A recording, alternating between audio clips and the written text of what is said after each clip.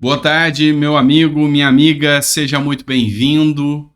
Esse é o terceiro vídeo do dia, tá? Hashtag número 3. Esse é o vídeo das 4 horas da tarde e eu tenho algumas informações importantes, tá? Essa matéria aqui foi publicada no Terra Brasil Notícia e eu quero comentar ela com você, fazendo algumas ligações com outras matérias aqui para você entender um pouco mais a relação dos militares e Lula, tá?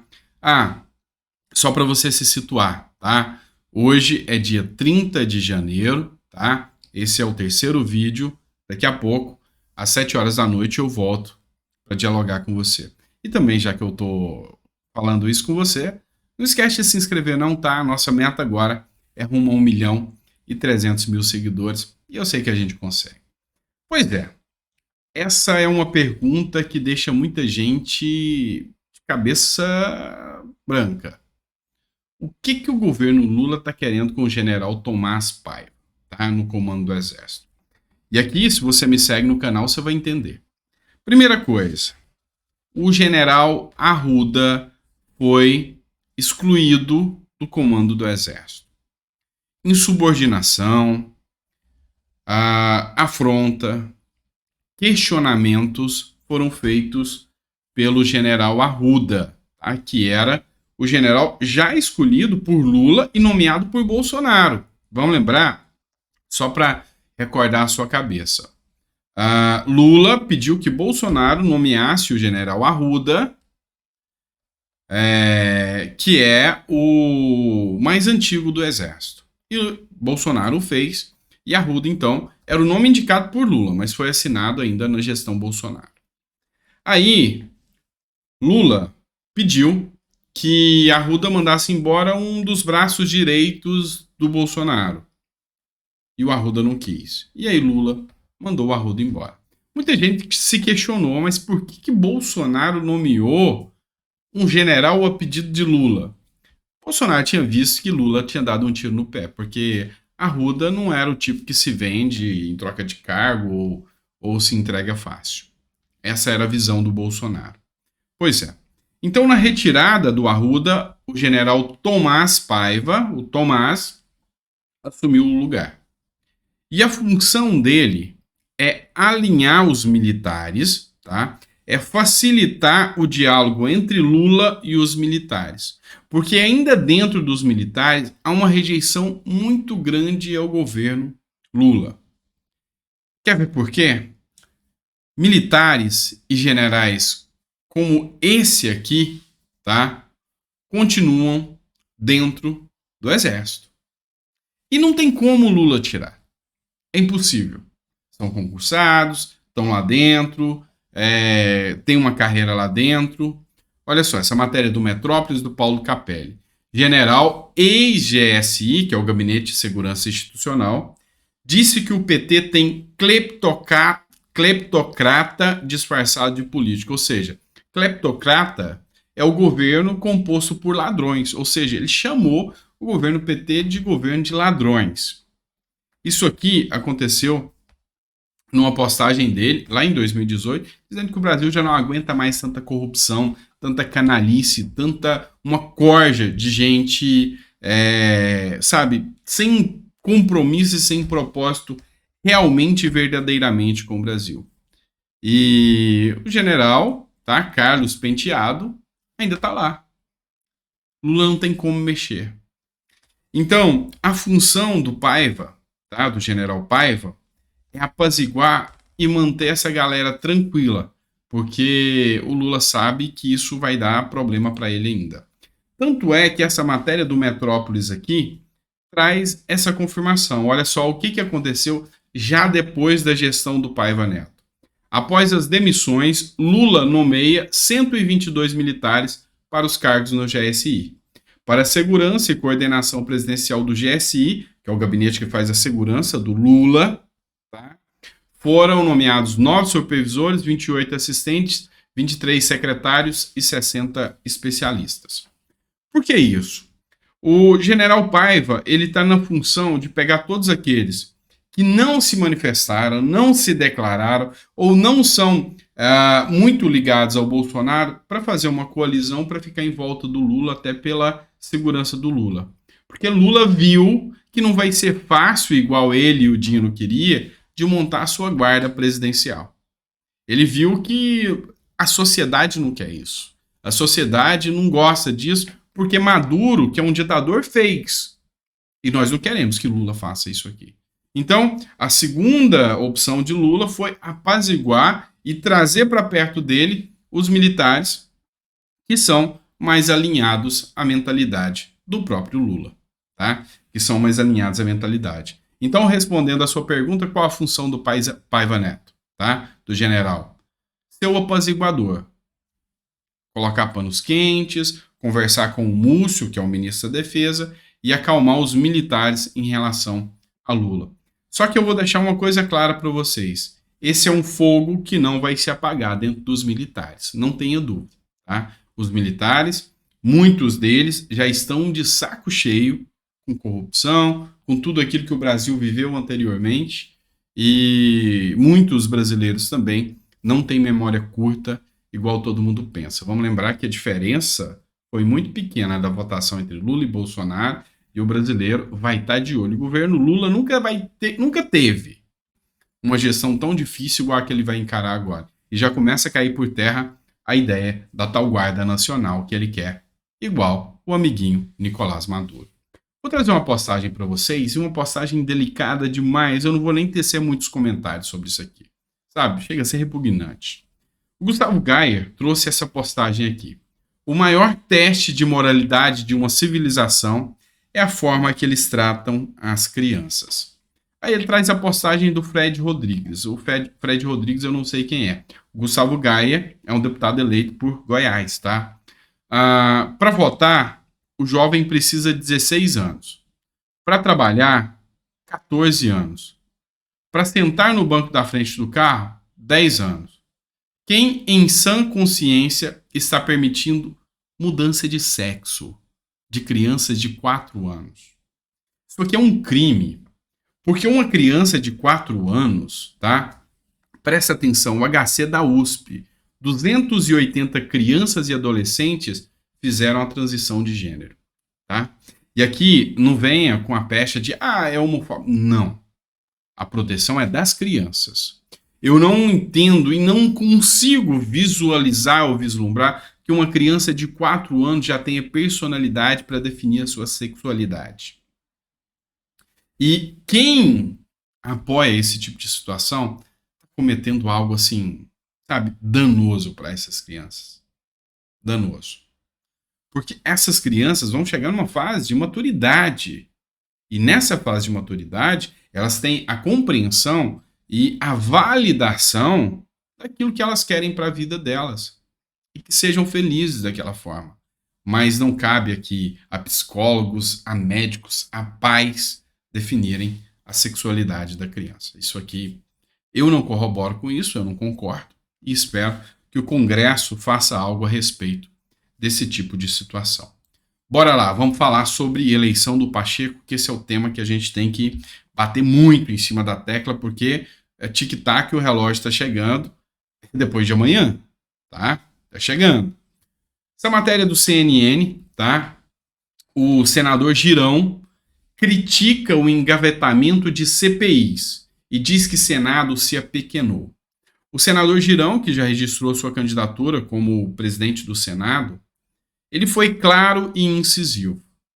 Um monte de CPI que está parada, por exemplo, a CPI da toga, que é um questionamento de milhões de brasileiros, apurar, sem sombra de dúvidas, os excessos cometidos pelo judiciário. Porque o judiciário não tem dó e não tem pena em punir os representantes eleitos pelo povo. Então, o Girão usou exatamente essas palavras, que as CPIs devem andar. E agora, mais uma CPI que o governo não quer, que é a CPI dos atos antidemocráticos, dos atos do dia 8 de janeiro. O que se esconde? O que se quer esconder? Eu trouxe mais cedo, se você assistiu o vídeo, uma matéria que prova que um comandante da Polícia Militar preso provavelmente seja inocente. Ou seja, tem muita coisa para ser desvendada ainda nesses assuntos que foram jogados ao vento no dia 8 de janeiro. E o senador Girão vem aqui e já mostrou que ele quer esclarecimento, ele quer que isso saia do papel. Tá? Mas vamos lá. Continua aqui, agora o Jornal Metrópolis. Eleições no Congresso. Lira é o favorito e Pacheco também era. Mas a mobilização do povo começou a chamar a atenção. E Lira é favorito, enquanto Pacheco está contando o voto. Para quem já contava com a eleição certa, está começando a sentir a chapa esquentar. E a chapa está ficando realmente mais quente para o Pacheco, que a pressão popular está dando resultado. Tem muita gente cobrando, e cobrando muito, para que os senadores não votem em Rodrigo Pacheco. Vou trazer aqui uma thread aqui, de alguém que eu sei que vocês não gostam muito, mas eu não me ligo a pessoas. Na política você tem que entender que isso, olha, isso na política não existe, tá? Lembra a situação do Sérgio Moro e do Bolsonaro, o imbróglio que teve. Mas no final, Sérgio Moro apoiou Bolsonaro. Ou seja, na política, não é pessoal. É por um objetivo de país. É assim que tem que funcionar. Então, o que a Joyce Hasselman trouxe aqui, e eu acho interessante trazer essa divulgação para vocês. Lula trocou a dívida das empreiteiras por obras. Sabe-se lá se haverá superfaturamento, a quantidade do material e quanto tempo levarão para concluir o trabalho. Os brasileiros deixarão de receber 10 bilhões em multas de empresas da Lava Jato. Só para deixar claro para vocês, olha a ideia brilhante. As empreiteiras, o símbolo da corrupção no Brasil durante a gestão do governo Lula, atestada pelo próprio judiciário, agora tem que pagar as multas pelos roubos que fizeram ao povo brasileiro. E qual é a ideia? Vamos trazer essas mesmas empreiteiras de volta, em vez delas pagarem a multa, elas vão prestar serviços para a sociedade. Então vamos lá. Se elas foram corruptas na prestação do serviço, superfaturando obras, dando propina, dentre outras situações, o que me garante que elas não serão corruptas para pagar as multas em obras? De brincadeira, né? É a mesma coisa. Venezuela deve o Brasil. Quem me garante que a Venezuela, que já é devedora, não vai continuar dando calote? Então, assim, é muita narrativa que não tem como a gente continuar acreditando. E olha que isso aqui não é uma narrativa da direita, do bolsonarismo ou dos opositores a Lula. É uma narrativa de quem tem coerência. Talvez uma das pessoas mais criticadas e ofendidas pelos bolsonaristas, e não vou dizer que sem razão também não, tá? O blog Noblar. Estou falando de críticas, não de ofensas. Blog do Noblar, tá? Ele que criticou Bolsonaro a ermo. Mas olha aqui. O ministro das Comunicações do governo Lula, Juscelino Filho, direcionou 5 milhões do orçamento secreto para asfaltar uma estrada de terra que passa em frente à sua fazenda em Vitorino Freire, no Maranhão, tá? Numa terra pobre de 30 e poucos mil habitantes, que a maioria sequer tem calçamento. Ele usou o dinheiro do orçamento secreto para passar o asfalto de frente à sua fazenda, utilizando isso em benefício próprio. Pois é, mas Lula, quando assumiu, ele falou que se ele encontrasse alguém que estivesse andando errado, ia ser convidado a ser retirado do governo, tá? Esse já é o terceiro caso denunciado, tá? Já teve o caso da ministra do Turismo, que contratou gráficas fantasmas. Teve o caso da ministra da Cultura, que deve alguns milhões para o próprio Ministério da Cultura. Mais de 1 milhão. E agora, mais um caso. Sem contar outros que já estão acontecendo. Será que ele vai cumprir? Não sei. Não sei. Ó, o vídeo está ficando um pouco longo, deu 14 minutos, mas deixa eu pegar Só mais um ponto aqui que é crucial a gente falar. Deputado federal Bibo Nunes, tá? Falando ainda da candidatura de Rogério Marinho. A candidatura de Rogério Marinho cresce de forma exponencial para derrotar Pacheco, o marionete, para a presidência do Senado. Marionete porque ele está alinhado com Lula. E eu já falei para vocês que esse tom jocoso não me agrada, tá? Mas vamos lá, vamos falar sobre isso aqui. O senador Girão deve retirar a sua candidatura, pois prejudica Marinho nessa disputa acirrada. Isso aqui está sendo um ponto de discussão muito grande. A candidatura de Girão atrapalha Marinho ou não?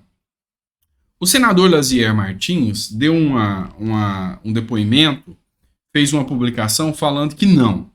Por quê? Porque o interessante agora é tirar em primeiro turno a vitória de Pacheco.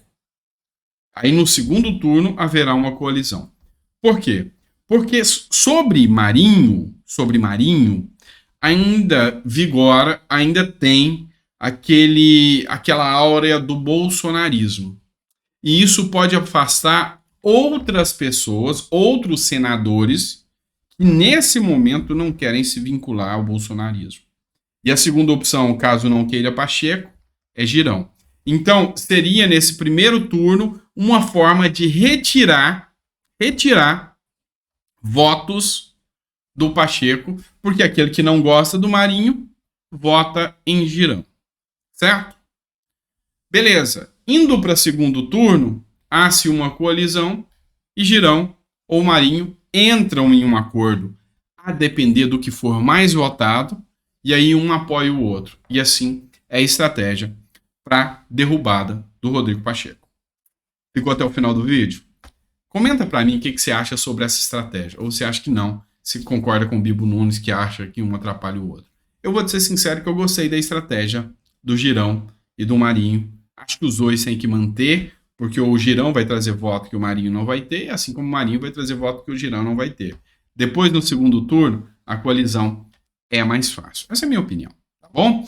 Coloca aí o que você achou do vídeo, o que você gostou, o que você não gostou, o que eu posso melhorar, o que está sendo adequado para você ou não, tá bom? E eu vou continuar aqui trazendo informações para vocês sempre, tá bom? E volto daqui a pouquinho com vocês até às 7 horas da noite. Um abraço, fica com Deus e até o próximo vídeo.